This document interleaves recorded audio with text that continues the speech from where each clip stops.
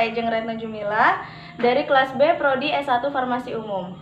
Pada video saya kali ini, saya akan menjelaskan mengenai macam-macam paragraf berdasarkan gaya ekspresinya. Kira-kira apa aja ya macamnya? Yuk disimak videonya. Macam-macam paragraf berdasarkan gaya ekspresinya dibagi menjadi 5. Yang pertama yaitu paragraf narasi, yang kedua paragraf deskripsi, yang ketiga paragraf eksposisi, yang keempat paragraf argumentasi, dan yang terakhir yaitu paragraf persuasi. Nah, pada paragraf yang pertama yaitu paragraf narasi.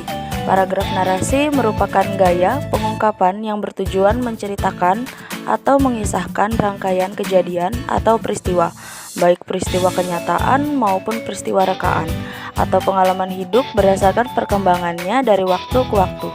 Ciri utama paragraf narasi adalah adanya peristiwa atau kejadian, baik yang benar-benar terjadi atau berupa imajinasi maupun gabungan keduanya yang dirangkai dalam satu urutan.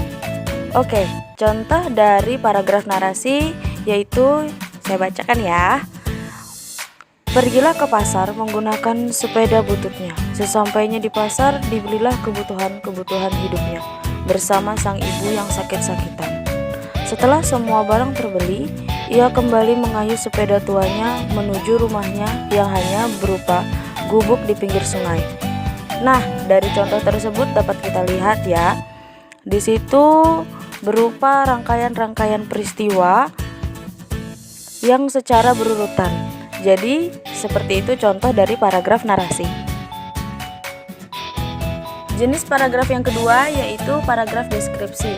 Paragraf deskripsi berisi gambaran mengenai suatu objek atau suatu keadaan dengan sejelas-jelasnya, dengan melibatkan kesan indera.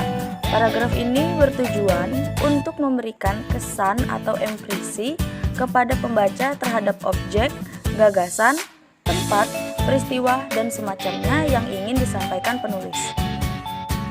Contoh dari paragraf deskripsi: lapisan ozon menipis, hutan-hutan tropis mulai meranggas, gurun makin meluas.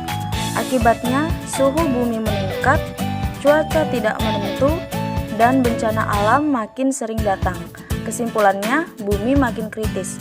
Dari paragraf itu dengan jelas mendeskripsikan keadaan bumi. Jenis paragraf yang ketiga yaitu paragraf eksposisi. Paragraf eksposisi merupakan paragraf yang bertujuan untuk menginformasikan sesuatu sehingga memperluas pengetahuan pembaca. Paragraf eksposisi bersifat ilmiah atau non-fiksi. Sumber dari penulisan paragraf ini dapat diperoleh dari hasil pengamatan, penelitian, atau pengalaman. Contoh dari paragraf eksposisi: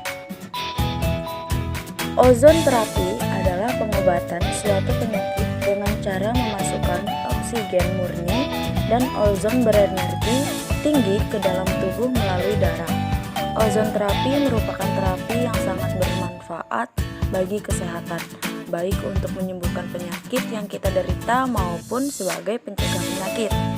Nah, contoh paragraf tadi bersifat ilmiah dan berdasarkan penelitian yang merupakan ciri khas dari paragraf eksposisi.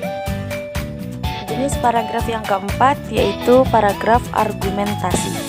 Paragraf argumentasi atau paragraf bahasan adalah suatu corak paragraf yang bertujuan membuktikan pendapat penulis agar pembaca menerima pendapatnya.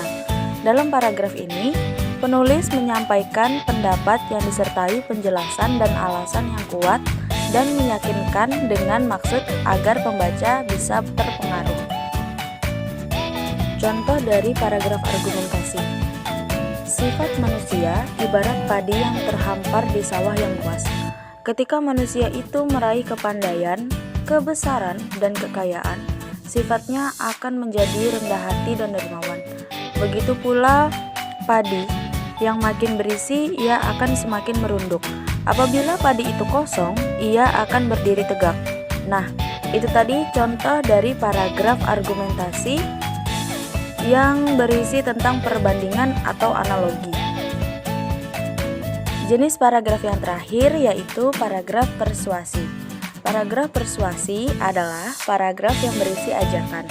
Paragraf persuasi bertujuan untuk membujuk pembaca agar mau melakukan sesuatu sesuai dengan keinginan penulisnya.